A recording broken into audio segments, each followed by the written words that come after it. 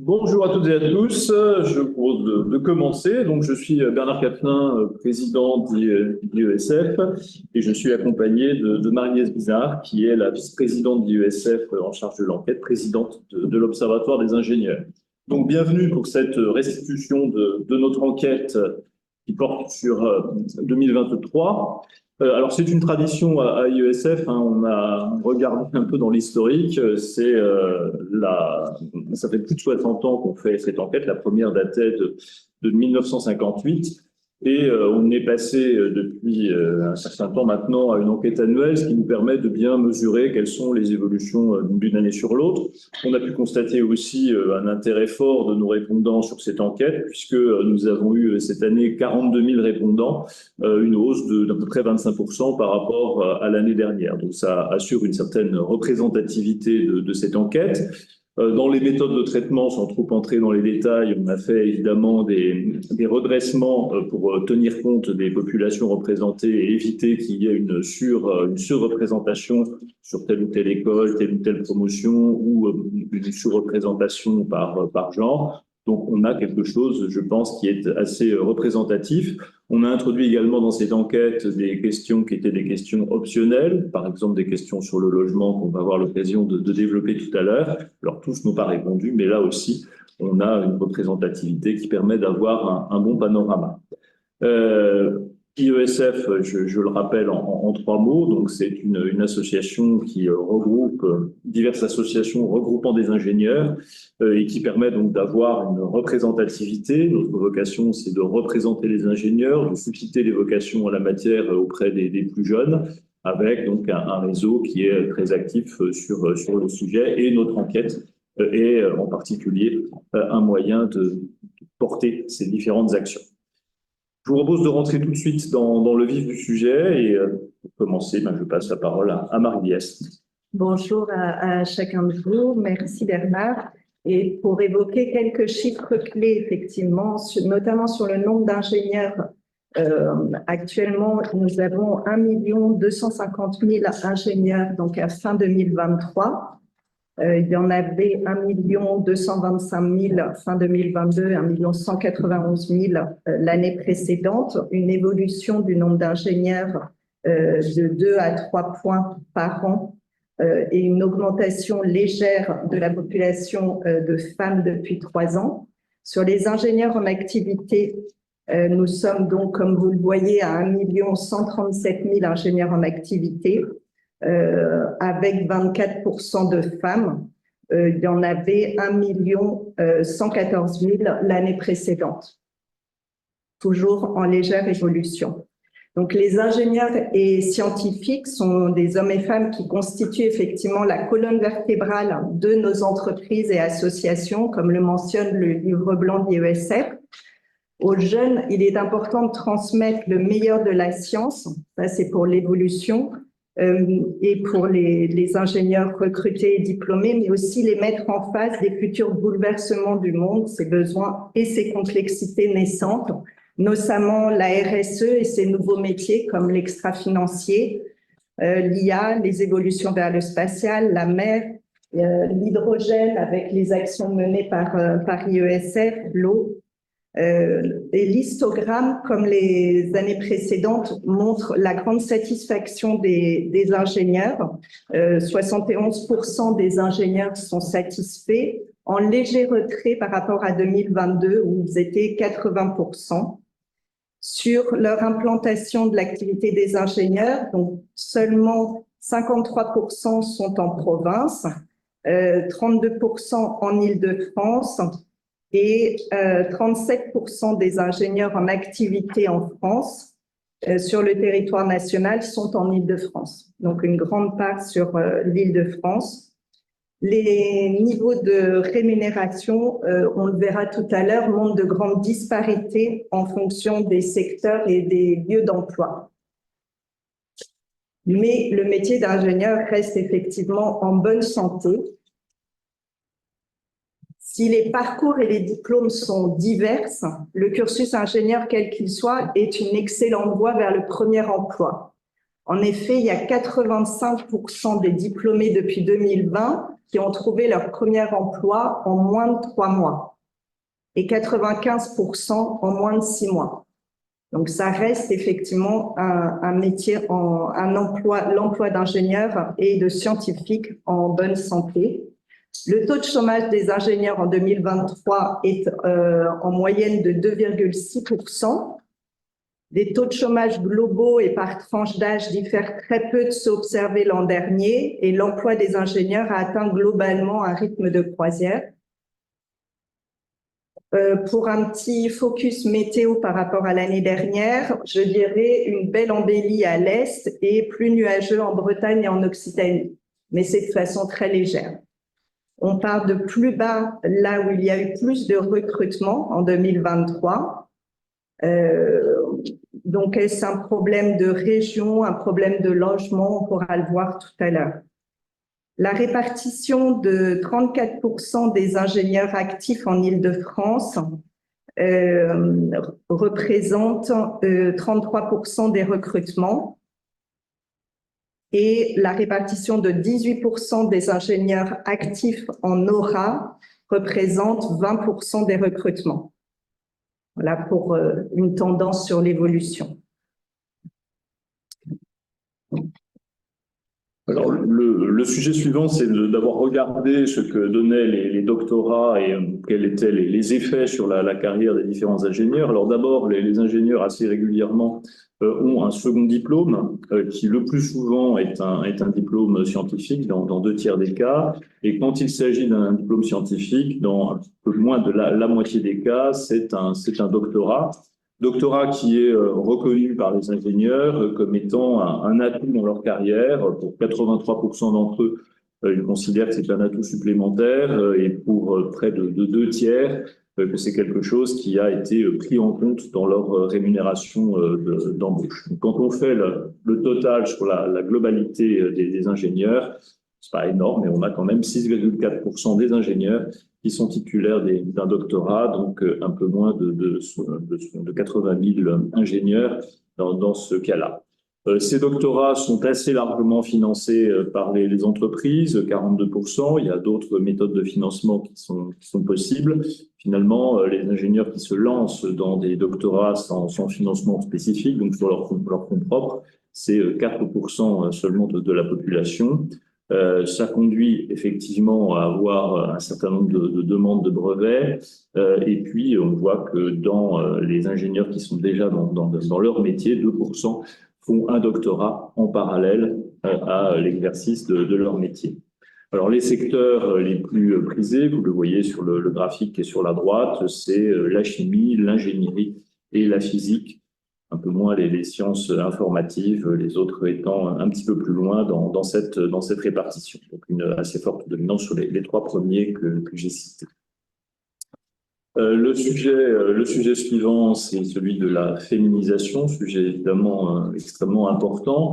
Alors quand on regarde les chiffres, il y a plusieurs façons de les regarder. Là, on est passé un peu vite sur la féminisation, voilà. On peut voir que les femmes poursuivent leur entrée dans le monde des ingénieurs. Quand on regarde la pyramide des âges, c'est assez net quand on s'intéresse à la population d'ingénieurs qui ont plus de 50 ans. On voit que les hommes de plus de 50 ans représentent au moins de 40%, 39% du total des hommes ingénieurs, alors que les femmes de plus de 50 ans ne représentent que 17% du total des femmes ingénieurs. C'est exactement le contraire quand on s'intéresse aux moins de 40 ans. Les hommes de moins de 40 ans ne représentent que 38% du total des hommes ingénieurs. Les femmes de moins de 40 ans représentant 60% du total des femmes. Donc une féminisation qui est largement liée aux plus jeunes générations. Aujourd'hui, les femmes représentent un tout petit peu moins d'un quart des ingénieurs en activité, 24%. Par contre, elles représentent 29% des diplômés, donc on peut penser que c'est quelque chose qui va s'accroître.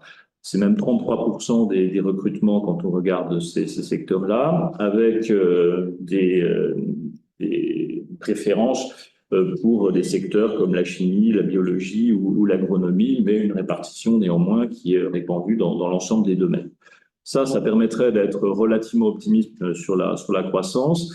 On n'en mesure pas encore les effets dans les graphes qui nous sont présentés. On a néanmoins une inquiétude qui est liée à la réforme du bac, avec le fait que on a constaté dans les entrées dans les écoles d'ingénieurs, donc quelque chose qui devrait se ressentir dans les années ultérieures, la proportion de femmes au contraire est plutôt en baisse, de par le fait que la réforme du bac a induit plus spécifiquement encore sur les femmes une baisse sur l'intérêt pour les mathématiques et les sciences physiques, enfin moins d'adhésion à ces disciplines qui sont devenues facultatives. Ça a une conséquence globale sur la formation des ingénieurs, mais qui est encore plus présente sur la population féminine. Alors ça nous a conduit côté IESF à lancer avec d'autres un certain nombre d'initiatives en la matière.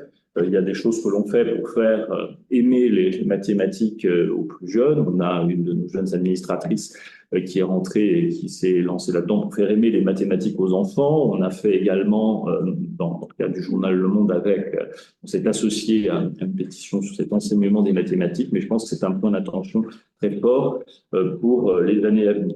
En matière de salaire, bien évidemment, on le constate aussi sur le graphique que vous avez en bas de la page. On voit que dans les premières années, il y a un écart qui est relativement faible, mais qui tend à s'amplifier sur les années ultérieures, les femmes étant moins représentées dans les postes les plus élevés. Donc, des choses qui sont évidemment à corriger au cours du temps et qui doivent rester une forte attention. Je vous propose d'évoquer le logement. Le logement, la refonte du questionnaire que nous avons entrepris cette année a permis d'aborder de nouveaux thèmes tels que le logement. Alors, on n'apprend rien en disant que le logement est en crise en France. Il est également compliqué pour les ingénieurs et les scientifiques. En effet, sur plus de 4800 ingénieurs qui ont souhaité donner leur avis à ce questionnaire optionnel sur le logement personnel, et plus de 3100 répondants sur la situation du logement en France. En ce qui concerne leur logement personnel, 60% des ingénieurs l'ont choisi pour la proximité avec leur lieu de travail, donc le lien emploi-logement, seulement 22% pour le budget. Si les ingénieurs se déclarent dans l'ensemble bien logés, il y a des points de vigilance qui existent. Et comme le montrent 9% des ingénieurs, donc il est critique de constater que 9% de ces 4800 ingénieurs qui ont répondu au questionnaire optionnel refusent un poste ou connaissent quelqu'un qui refuse un poste pour des problèmes de logement, notamment dans les zones tendues. Ce qu'on peut également évoquer dans les pistes à creuser, c'est la lutte contre la vacance locative qui est la plus citée pour les ingénieurs, suivie de la mise en place du logement transitoire pour les nouveaux salariés et l'évolution des réglementations pour limiter la part des locations saisonnières. Nous poursuivrons bien sûr en 2025 ce questionnaire optionnel pour suivre cet axe critique, même pour les ingénieurs et scientifiques en France, et nous pourrons notamment creuser les pistes qui sont proposées et mises en avant par les ingénieurs et scientifiques. Sur une autre thématique, effectivement, abordée par ces questionnaires optionnels, c'est l'intelligence artificielle. Une vision positive, mais une implantation inégale en fonction des domaines. Les répondants, donc 3700 sur cette partie optionnelle, qui restent les plus motivés et intéressés sur le sujet. C'est un axe à avoir à l'esprit en regardant ces deux slides. Les réponses sont donc à relativiser et nous étions en 2023 avec une forte évolution sur l'année 2024 qu'on pourra constater l'année prochaine. Donc 51% des répondants sont utilisateurs de l'IA, 28% sont plus impliqués, développeurs ou prescripteurs de solutions. 80% des ingénieurs ont une vision positive de l'IA qui est vue comme une opportunité de s'améliorer ou de réaliser des projets pour les clients. L'intelligence artificielle est bien présente dans les métiers des répondants et des solutions IA sont déjà en place pour 31% des répondants. ou bien des actions en cours sur le sujet. L'IA est perçue plutôt comme des programmes susceptibles de s'améliorer par intégration de plus en plus de données, donc toujours liées à la donnée, mais sans toutefois représenter l'ensemble des applications de l'informatique à venir. Donc, dès 2023, avec cette vague qui ne cesse de s'amplifier, on a pu recueillir quelques données et cette base d'analyse sera précieuse et à poursuivre.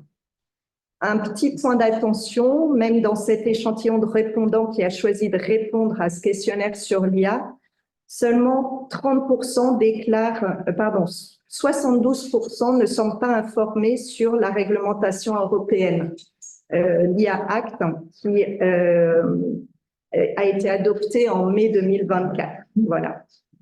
Donc, c'est un axe sur la sensibilisation et la formation à l'IA, qui sera un point d'attention, notamment l'année prochaine.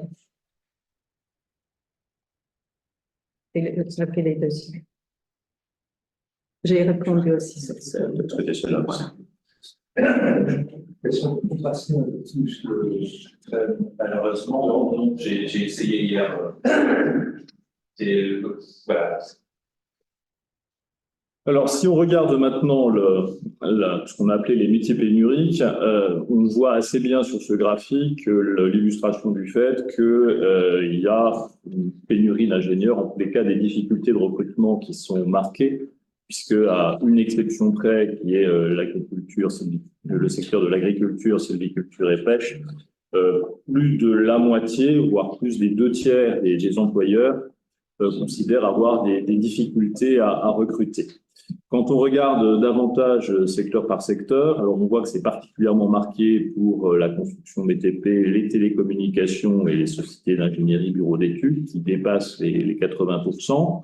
Avec néanmoins des nuances entre ces secteurs, on voit que sur les télécommunications, il y a des mouvements qui sont faibles, puisque 8% seulement des ingénieurs présents dans ce secteur d'activité déclarent avoir eu un nouveau poste en 2023. Donc, ça veut dire qu'il y a une assez faible volatilité, un faible changement dans ce secteur-là.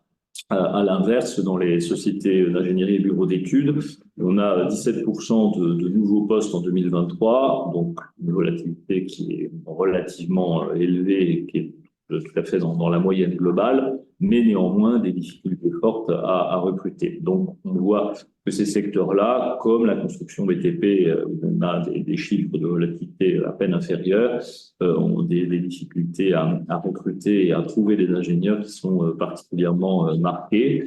Probablement un peu en baisse sur la construction avec les pénuries de matières premières par rapport à ce que c'était les années précédentes.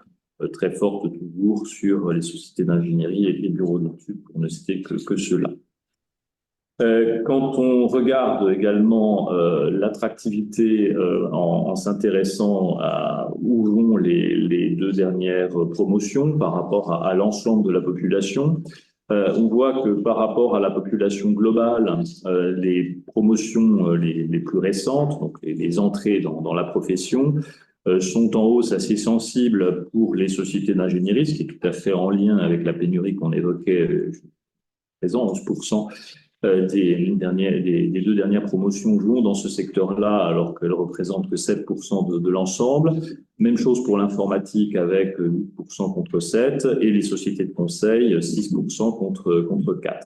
A contrario, un peu moins d'attractivité, même si ça reste des chiffres relativement élevés, sur l'industrie, 36% contre 38% pour la population totale, et sur les autres activités tertiaires, 14% des 2 dernières promotions contre 18% sur le total.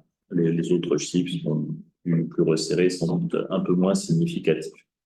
Quand on regarde maintenant l'attractivité des entreprises, on voit que près d'un tiers des ingénieurs envisagent de changer d'employeur, alors pas forcément à une échéance immédiate, on a quand même 10% qui sont en recherche active, 22% qui envisagent de changer.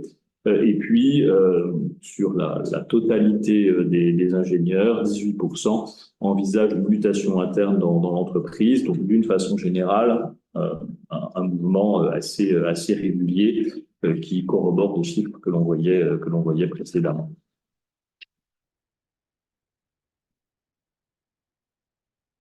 sur l'attractivité des régions. Donc, le tableau qui vous est proposé présente la situation en termes de régions en France, avec 18% des répondants qui ont toujours vécu dans la région, 68% qui estiment que c'est des opportunités et 13% qui envisagent de changer de région.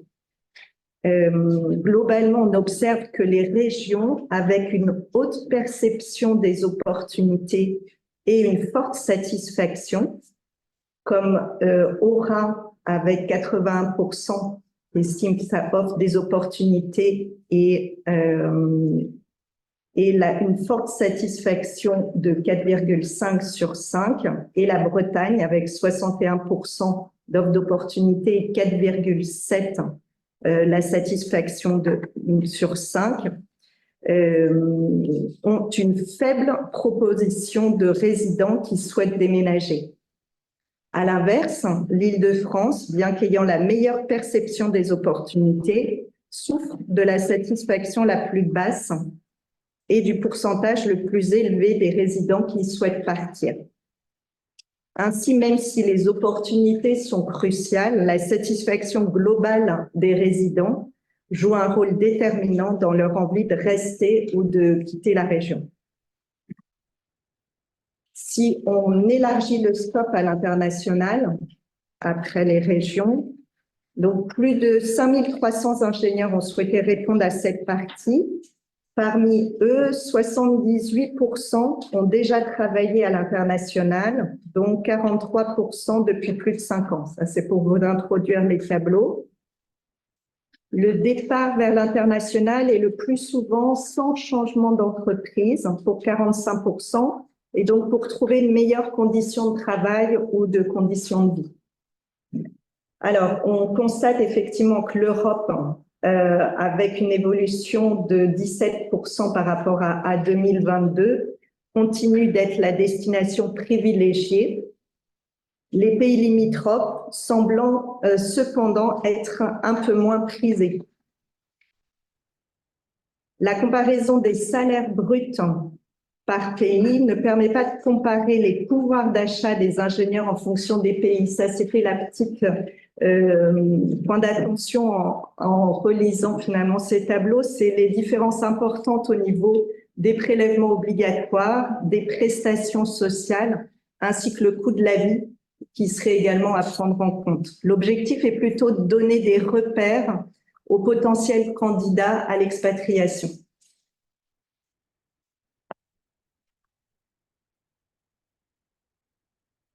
On passe à l'éventail des salaires.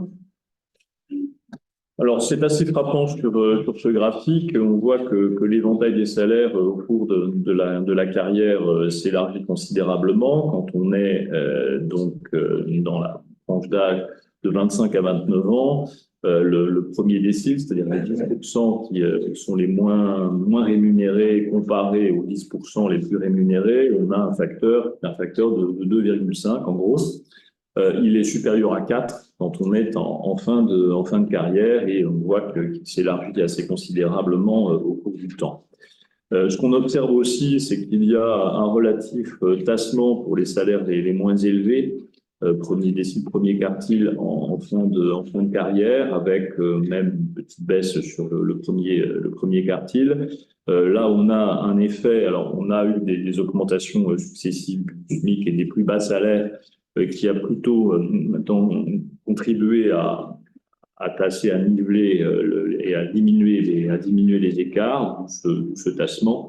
A contrario, en fin de carrière, évidemment, ceux qui continuent de travailler au-delà de 60 ans sont plutôt ceux qui ont les salaires les plus élevés, ou cette envolée que l'on constate.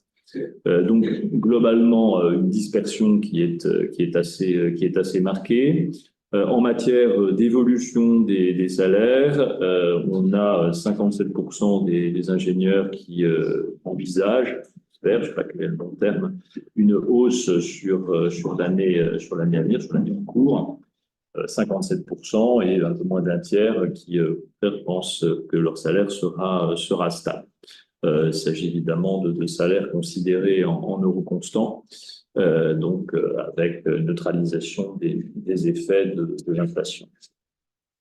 Quand on regarde au-delà de la période d'activité, la période de retraite, on voit donc des montants bruts qui évoluent suivant l'âge considéré, avec donc un montant plus élevé pour ceux qui ont plus de 69 ans, qui doit traduire le fait que ceux qui ont les meilleurs salaires à la base en fait, vivent probablement un peu plus longtemps et donc avec un effet sur la moyenne.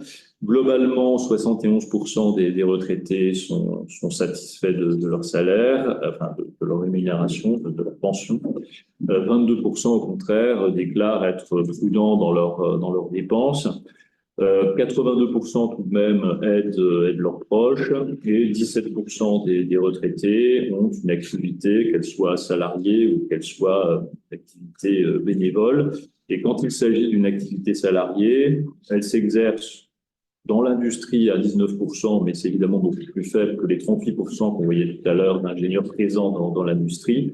En revanche, ils sont beaucoup surreprésentés par rapport à ce qui se passe dans l'activité. Les activités de conseil, bien évidemment, sont représentées à 17% contre 6% sur la population globale. La même chose sur le tertiaire avec 33% qui se lancent dans ces activités tertiaires. Et pour conclure, effectivement, après cette analyse des réponses de notre enquête, et puis avant de passer à des questions, si vous avez des questions, vous remerciez bien sûr de votre présence. Vous confirmez donc la brochure est à votre disposition et complète cet opus 2024 avec des questionnaires optionnels, plus particulièrement sur l'activité associative et bénévole, les ingénieurs dans la société, l'attractivité des entreprises, l'entrepreneuriat, le recrutement, voilà, la satisfaction au travail. Donc après cette analyse et pour conclure, je citerai en tant qu'ingénieur super-héros que l'impossible recule toujours quand on marche vers lui. C'est Antoine de Saint-Exupéry. Voilà. Belle conclusion, merci Marie-Liesse. Merci Bernard. On est maintenant à votre disposition pour répondre à vos questions. Oui. Bonjour, c'est Simone Duzet-Nouvelle. J'avais une chronique sur la mobilité des ingénieurs. Est-ce que, je ne sais pas, est-ce qu'elle a repris par rapport au cycle dans l'année Covid, il n'y avait pas beaucoup de mouvements, il y en a eu un peu après. Est-ce qu'on est toujours dans cette augmentation de mobilité, que ça se stabilise? Et est-ce qu'il y a quelque part dans l'enquête, on peut mesurer si on change de secteur quand on est ingénieur facilement ou pas? Je ne sais pas si c'est présent quelque part. Alors, sur la mobilité, Par rapport aux autres années, parce qu'il y a une tendance. Oui, alors, par rapport aux autres années,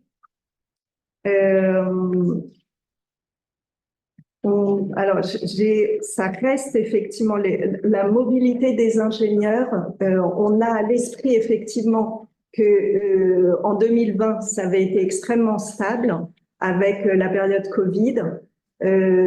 Qu'ensuite, il y a eu une très forte mobilité 2021-2022 qui se stabilise, mais qui reste toujours en bonne forme. Un fort taux de mobilité, qu'elle soit interne ou externe, et plus souvent volontaire que subi. 50% des ingénieurs ont connu plus de 2 employeurs et aucune période de chômage. Ça, c'est sur leur carrière. Et sur les changements de poste, 67% ont connu un changement de poste dans les 5 dernières années. Et ce changement a eu lieu pour 32% d'entre eux en 2023. Donc, un taux quand même important, puisque 67% sur les 5 dernières années, dont 32% en 2023.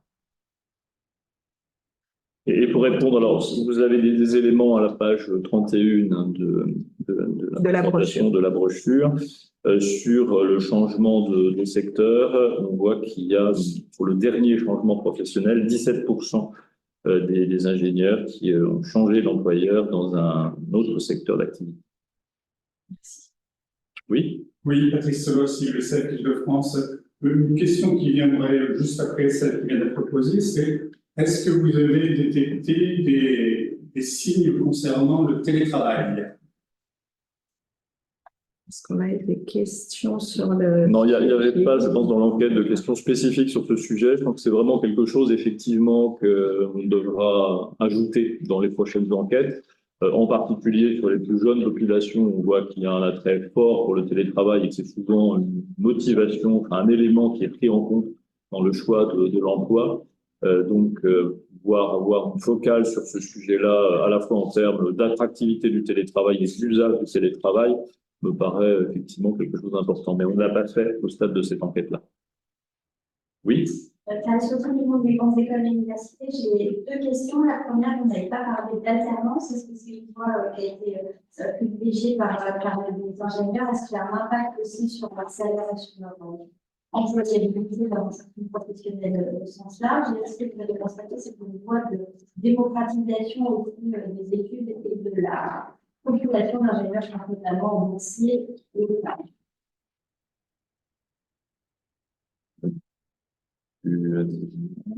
Alors, je sais que j'essaie de On a donc trouver cette des page. éléments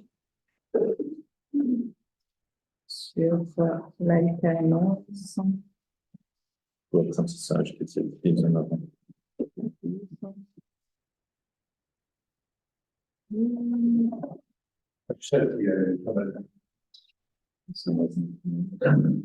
Voilà, sur l'apprentissage. Alors, donc, effectivement, on va chercher la page, c'est page 7. Apprentissage ou alternance représente 5% des ingénieurs qui ont obtenu leur diplôme, ce qui est en hausse par rapport à 2022, 1% de plus qu'en 2022. Quelque part, le choix de l'alternance, c'est l'idée d'avoir quelque chose qui soit plus équilibré entre théorie et pratique. Donc, c'est vraiment un choix de formation qui est fait par les ingénieurs. 28% néanmoins considèrent qu'être en apprentissage permet d'avoir un emploi plus rapidement. Donc, des chiffres qui sont plutôt en faveur de ça. Et je pense en effet que ça contribue à démocratiser, comme vous le disiez, l'accès au métier d'ingénieur. On voit que d'abord ils sont satisfaits de l'encadrement qu'ils ont rencontré dans leur processus d'apprentissage ou d'alternance et que dans plus de la moitié des cas, 57%, ça se traduit par un recrutement, une embauche dans l'entreprise où s'est effectué l'apprentissage.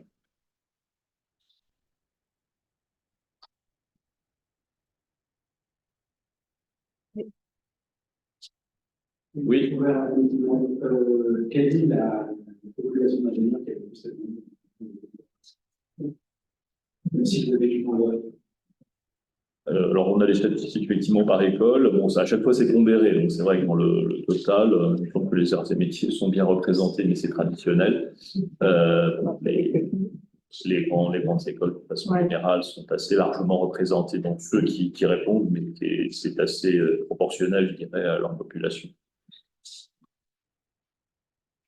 J'ai une deuxième question sur les salaires. Est-ce qu'il y a des hausses de salaire particulièrement fortes pour certains postes? Vous avez un peu évoqué les sociétés d'ingénierie, donc en fait, qui s'expliqueraient par d'autres chiffres vus sur les difficultés de recrutement ou quantité de recrutement.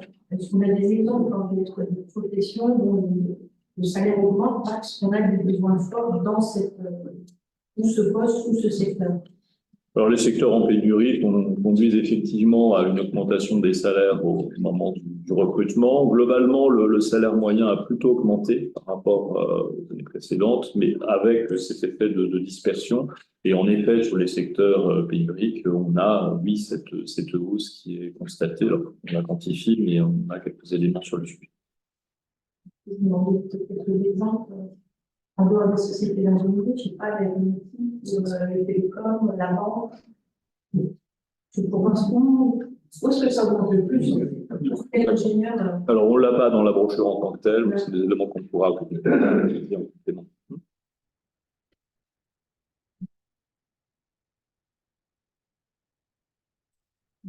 Il y a d'autres questions? Oui. Mon rejet de l'étudiant, j'ai une question sur la partie attractivité des régions. Je voulais savoir comment vous expliquez la faible satisfaction pour l'Île-de-France. Peut-être qu'on peut faire un lien, mais c'est une extrapolation avec le logement.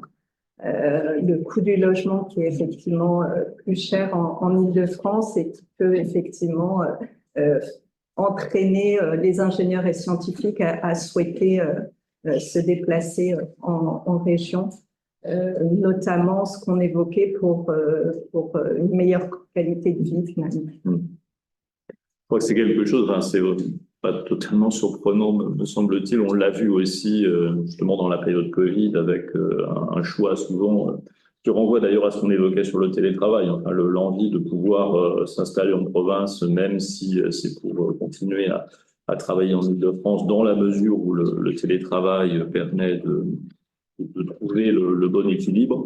Il y a le côté logement qu'évoquait Marie-Liesse, il y a des temps de transport qui sont souvent plus longs, même si certains travaillent à améliorer ça. Il y a des conditions de vie qui sont sans doute plus ressenties comme étant plus difficiles en Île-de-France qu'en province, d'où cette attractivité. Mais c'est quelque chose qui est assez traditionnel. Est-ce qu'il n'y a pas un risque à terme, pendant plusieurs années, que les jeunes diplômés désertent l'Île-de-France pour vivre en France? Alors, je pense que c'est un peu, on pourrait considérer qu'il y a ce risque-là, cette envie-là, ça peut quelque part alimenter la pénurie. On voit néanmoins que les implantations restent très fortes en Île-de-France et donc les offres d'emploi restent très fortes en Île-de-France. Donc, quelque part, cet aspect-là est de nature à compenser l'envie d'aller ailleurs, qui est souvent une envie qui a du mal à se concrétiser, sauf dans certaines régions, du fait de la moindre offre que l'on peut y trouver.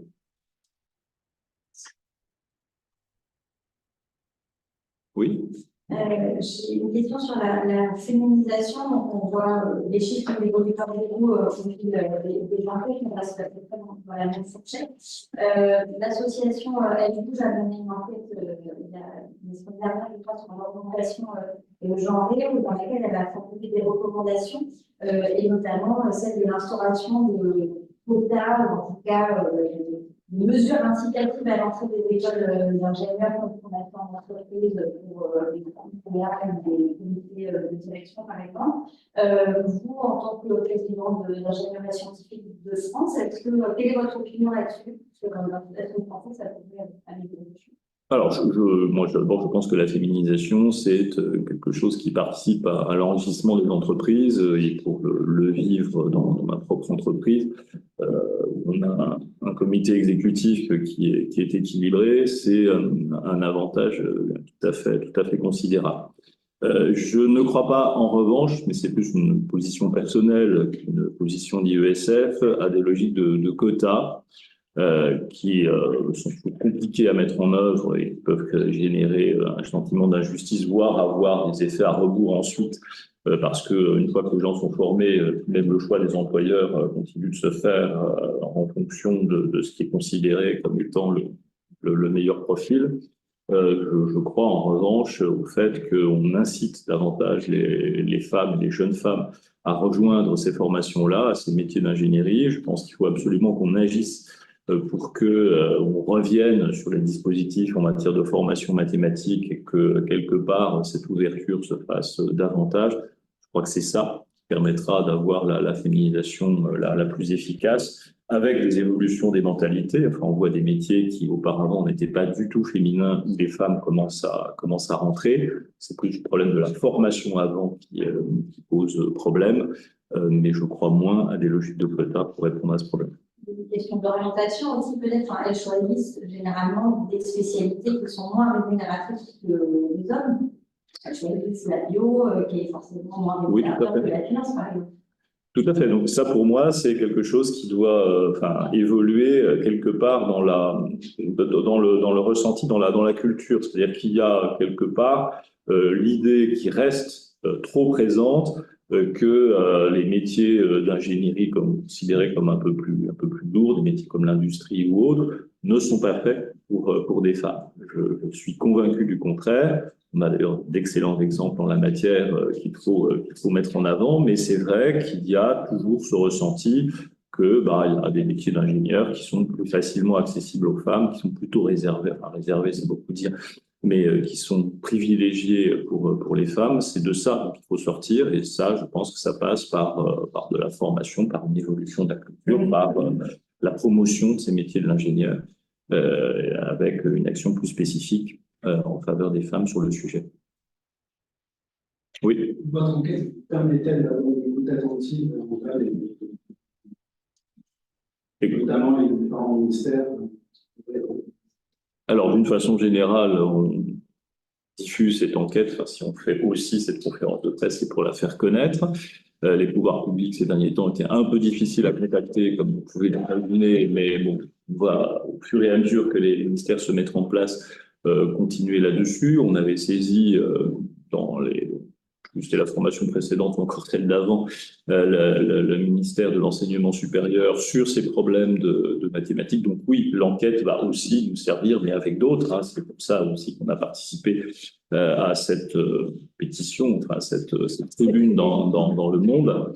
On utilise évidemment l'enquête pour sensibiliser les pouvoirs publics et on va les saisir à partir de ces résultats, bien évidemment. Une petite précision à demander sur les doctorats. Vous avez dit que les ingénieurs reconnaissent que c'est un plus pour leur rémunération. Oui. On vous dit beaucoup que ce n'est pas le cas, que les entreprises ne valorisent pas les doctorats post diplôme ingénieur. Je ne sais pas, moi je vois qu'il y a une question, est-ce que votre deuxième diplôme est-il un plus 80% dessus, mais il ne parle pas de rémunération. Est-ce qu'il y a vraiment une question où les ingénieurs docteurs disent oui, mes 3 ans de doctorat ont été reconnus en termes de salaire? A priori, tout le monde dit que non. Alors, il y a ce qu'on dit, et puis il y a la réalité de ceux qui répondent. Oui, a priori, les doctorants qui répondaient considéraient que ça avait eu un effet positif sur leur salaire, sur leur rémunération, que c'était un plus dans leur rémunération.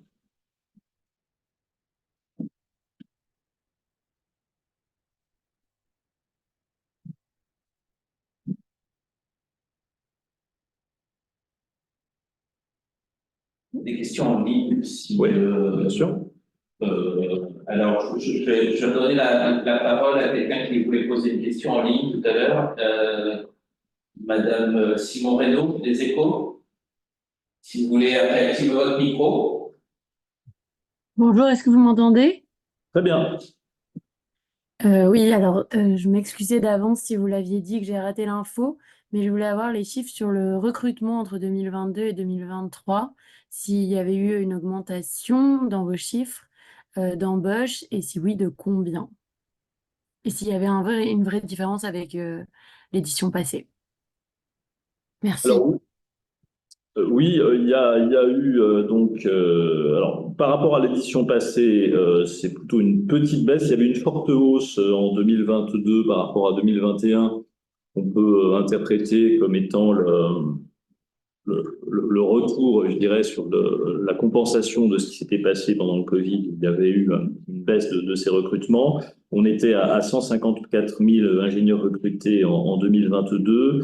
On est à un peu moins de 150 000 en 2023. Donc une petite baisse en 2023, mais on reste néanmoins à des niveaux qui restent très supérieurs à ce qu'on avait par exemple en 2021, pardon, où on était à 147 000. Alors, j'ai une autre question en ligne, mais malheureusement, le pseudonyme ne me permet pas de savoir qui l'a posé, mais le pseudonyme, c'est Imalsan. Je vous invite à prendre le...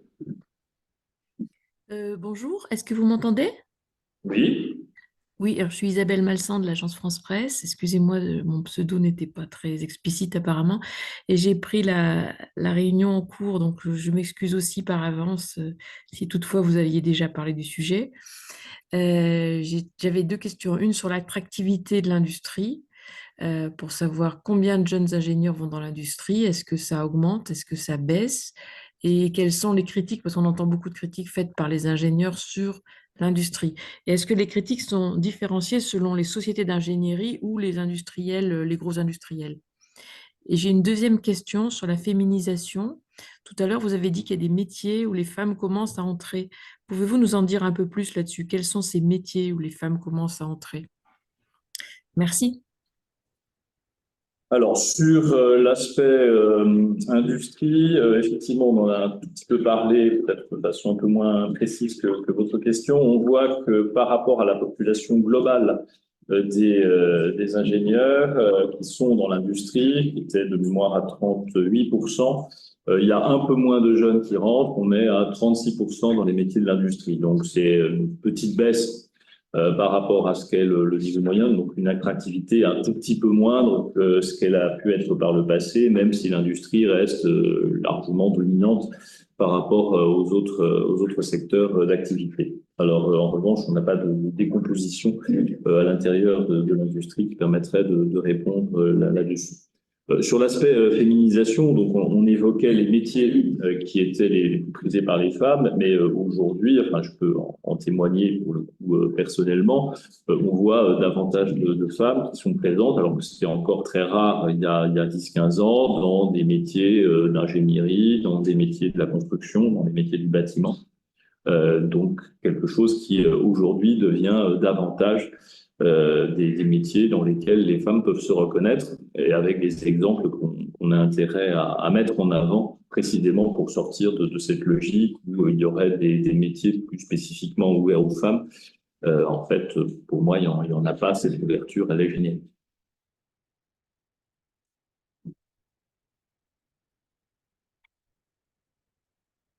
La question en ligne. Oui. Dans ce de la BRS, est-ce que les offres d'emploi demandent de plus en plus une grande un doctorat? Est-ce que le doctorat est mentionné dans les offres d'emploi? Ils joueraient un rôle?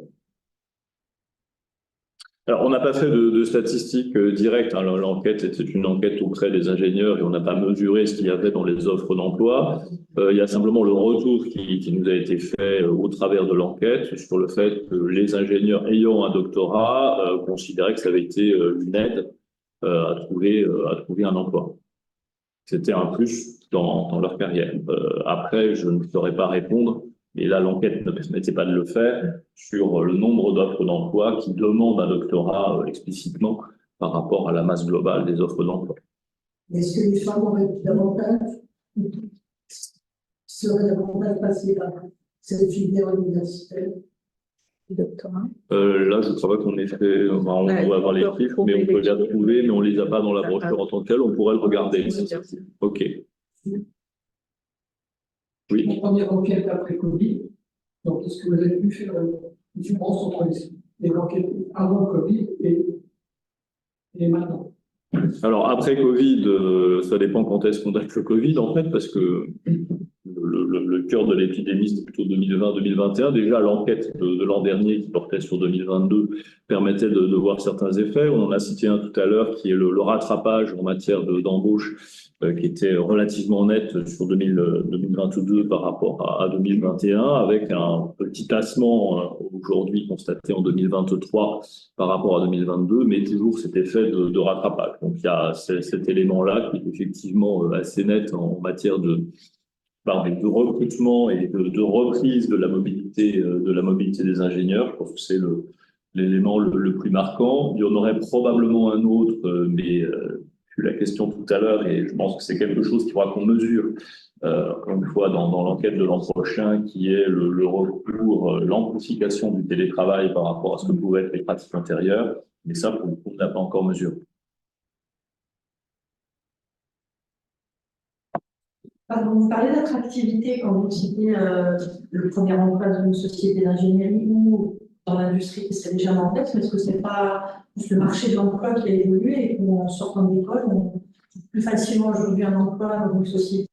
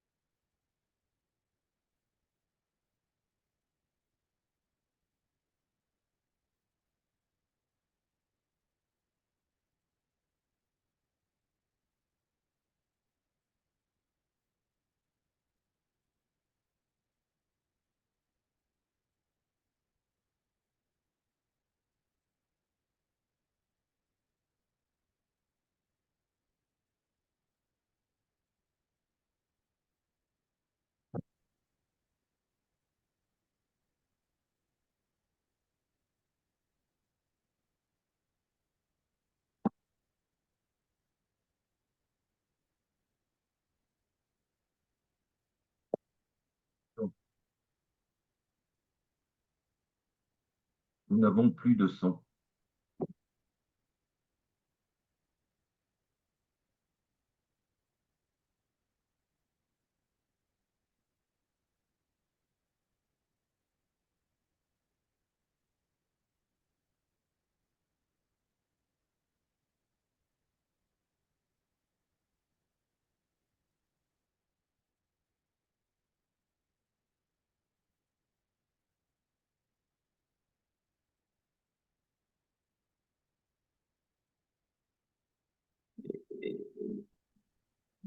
Plus personne n'a de son en ligne? Non, on n'a plus de son.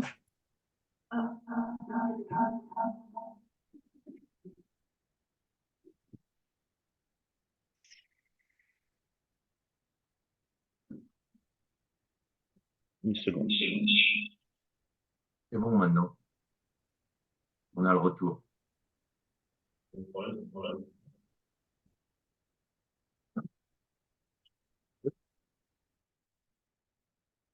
On va essayer.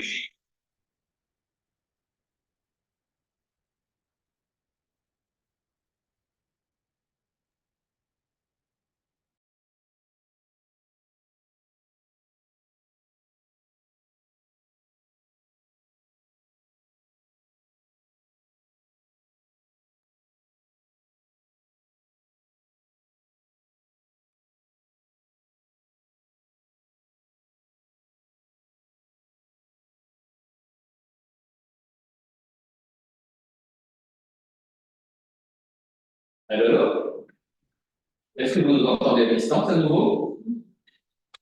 Oui, on vous entend à nouveau. Ok. Alors, il y avait quelques questions. Oui, juste après. Oui. Oui, une question concernant, bon, aujourd'hui, il est commun de dire que l'industrie en France donc, est en déclin, donc de par la valeur marchande qu'elle représente. Est-ce que vous avez constaté donc une corrélation entre ce déclin de l'industrie et le déclin peut-être des postes offerts et des répondants, donc ingénieurs qui travaillent au sein de cette industrie? Est-ce que c'est pas diminue réellement ou est-ce qu'elle a tendance à monter? Quel est votre avis? Le chiffre qui est le plus représentatif, celui qu'on évoquait tout à l'heure, le fait qu'il y ait un peu moins d'entrée des jeunes dans cette activité par rapport à ce qu'est la population moyenne, donc qui montre en effet un relatif déclin en termes de part d'activité de ce secteur-là. Donc oui, c'est une assez bonne illustration, 36% de jeunes qui vont dans ce secteur-là alors que c'est 38% de la population. C'est un écart qui, au fil du temps, est quand même peut devenir relativement significatif. Donc oui, on voit cette petite baisse. Et du coup, l'effondrement. Effectivement, petite baisse. Est-ce que vous pensez donc que les efforts que l'on peut faire sur le plan politique et économique pour relancer l'industrie en France va souffrir d'une certaine façon à un manque d'attractivité auprès des ingénieurs pour remplir justement ces postes permettant de développer l'industrie? Est-ce qu'il y a un risque ou pas de risque du tout? Il faut faire confiance. Il faut faire confiance, c'est toujours imprudent complètement sur ces sujets-là. Non, il y a un risque effectivement. Enfin, ça renvoie à des sujets de formation, d'attractivité. D'une façon générale, la pénurie d'ingénieurs participe à ça. C'est-à-dire que le fait que globalement, on manque d'ingénieurs peut donner à certains métiers qui seraient ressentis comme étant moins attractifs, un peu en perte de vitesse, des difficultés plus grandes à recruter. Donc, quelque part aussi, la réponse à cela devrait être, à mon sens, d'augmenter la formation d'ingénieurs et d'avoir davantage d'ingénieurs formés pour pouvoir couvrir l'ensemble des secteurs d'activité. Oui. La question est un peu complémentaire. Quelle est l'attractivité des activités de recherche? Alors, est-ce qu'on sait, par exemple, vous avez participé à des comparaisons internationales et vous avez dit que dans d'autres pays voisins, par exemple, on faisait des activités de recherche des ingénieurs, y compris quand ils avaient des fonctions commerciales de groupe.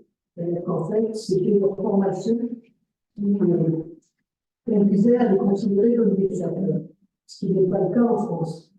C'est une meilleure façon d'appréhender, je pense, les choses.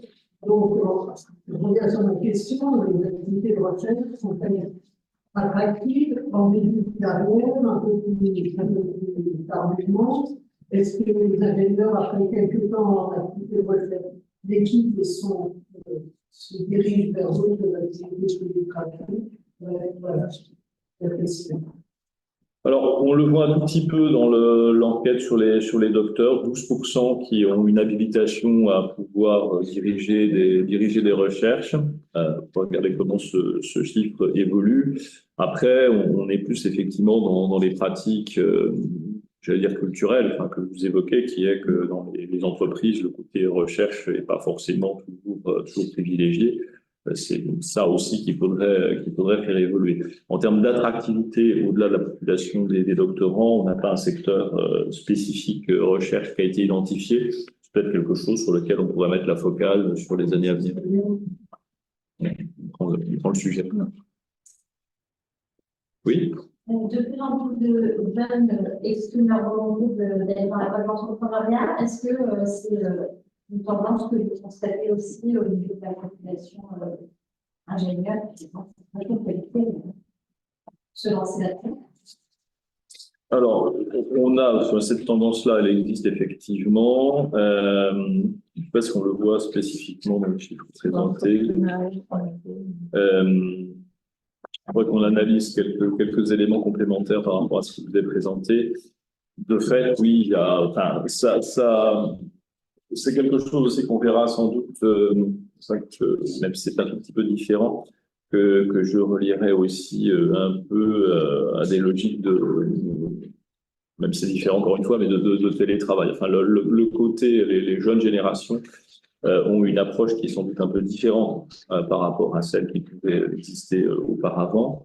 Alors, on a quelques chiffres tout de même sur ce que sont les entrepreneurs, l'entrepreneuriat salarié. Par contre, on a, c'est surtout la tranche 30-39 ans qui semble être concernée par le sujet, plus que les moins de 30 ans à ce stade. Mais il faudrait qu'on analyse plus finement pour savoir si ce sont simplement les jeunes souhaitent prendre un peu de temps dans une entreprise pour se former avant de se lancer dans l'entrepreneuriat. Dans tous les cas, il y a quelque part une évolution plutôt dans cette tranche-là. À partir de 30 ans. On parle des entrepreneurs, pas des entrepreneurs, pas des... Non, des entrepreneurs, oui, entrepreneuriat. C'est ce que vous avez, la page 37. Je me permets juste de compléter un peu la réponse là sur la partie entrepreneuriat. C'est vrai qu'on a repris dans la brochure qui vous a été remise qu'une partie des réponses que l'on a pu collecter sur les ingénieurs entrepreneurs. On a capté beaucoup plus d'informations qu'on n'a pas encore totalement exploitées et qu'on va certainement voir plus tard. Une vingtaine de questions très spécifiques aux entrepreneurs. Oui. Vous avez mis une influence sur le fait que les beaucoup d'ingénieurs ne leur pas travailler à l'étranger. Est-ce que sur les retours des ingénieurs à l'étranger, retour en France, est-ce que vous avez senti des évolutions par rapport aux années précédentes? C'est l'inverse, puis quand on a l'impression sur tout le temps, par rapport à la activité. Alors, sur les retours spécifiquement, je ne suis pas sûr qu'on avait des éléments. On a des statistiques par pays, mais par le retour en tant que tel, je ne crois pas qu'il y avait des questions d'ailleurs qui ont Oui, on a une évolution. En fait, on n'a pas le retour en tant que tel. On a effectivement le pourcentage d'ingénieurs et scientifiques travaillant à l'étranger cette année par rapport à l'année dernière. Mais est-ce que c'est par des personnes qui reviennent ou est-ce que c'est par des personnes qui repartent, changent de pays? On n'a pas cette subtilité-là dans la brochure. Par contre, effectivement, dans les données, ça peut être une question posée dans le cadre d'enquête spécifique. On leur demande quand même c'est leur sentiment, leur souhait, leur intention ou pas de retourner en France. Je ne sais pas s'il y a une évolution. Mais ça, on a ces données. On a ces données, voilà, on a ces données dans l'enquête qui peuvent faire l'objet d'analyses spécifiques, oui. Et qui n'ont pas été faites à ce stade. Voilà. Oui. Bonjour, Stéphanie Kessler, médiateur et différentes grandes écoles. J'avais deux questions. La première étant relative aux jeunes diplômés. Est-ce que vous avez dans la tête la possibilité de mesurer la perception qu'avaient les jeunes diplômés entre le moment où ils entrent en formation et pendant leur formation sur les différents secteurs d'activité, notamment l'industrie, et le premier emploi ensuite qu'ils choisissaient. En d'autres termes, est-ce qu'ils visaient déjà en entrant ou pendant leur différents stages un secteur d'activité, ou bien est-ce que ce choix est plutôt opportuniste en fonction de l'offre d'emploi ou de la qualité de vie? Ça donne un éclairage, je pense, sur l'orientation vers l'industrie notamment. Et la deuxième question porte sur les ingénieurs diplômés de nationalité non française, puisque la CDI valorise l'attractivité des écoles d'ingénieurs auprès des publics étrangers, soit pour les populations en échange, soit pour les populations qui viennent prendre le diplôme d'ingénieur. Est-ce que vous avez un bout d'étude portant sur l'insertion professionnelle de ces jeunes diplômés non européens ou non français? Et dans quel secteur d'activité finalement ces jeunes diplômés s'insertent? Des éléments sur le dossier. On n'a pas de questions sur la nationalité. Oui, ça. Voilà. Sur le premier point, qui est la partie choix de la filière, l'évolution du choix de la filière entre l'entrée et la sortie du diplôme d'ingénieur. On l'a un peu dans la brochure. Enfin, il y a 20% qui sont des filières plutôt généralistes. Donc, le fait, là, pour le coup, le choix se fait, ça permet ensuite une ouverture. Après, sur des filières plus spécifiques, électronique, télécommunications, informatique, cybersécurité, il y a des choses plus précises.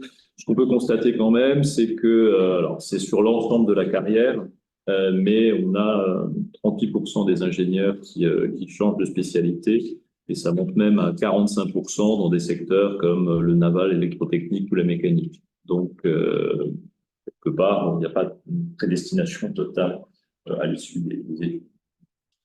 Mais juste à l'entrée en premier emploi, là, pour le coup, je n'ai pas d'éléments. On a quand même Par rapport au stage, oui. Pardon. On n'a pas d'éléments par rapport au stage. Pardon. Oui. Non, on a un élément qui est intéressant, qui revient sur le problème du logement quand même, qui est que dans le choix de l'établissement initial, alors s'il y a bien presque 61% des gens qui choisissent en fonction de leurs intérêts personnels, il y en a presque 7% qui choisissent à cause de la localisation. Et c'est quand même important. Et il n'y a que 24% qui choisissent par rapport à la notoriété dans les classements, ce qui est une grosse évolution par rapport aux années précédentes. Enfin, sur le long terme, je ne parle pas forcément de l'année 2022 et 2021, mais voilà.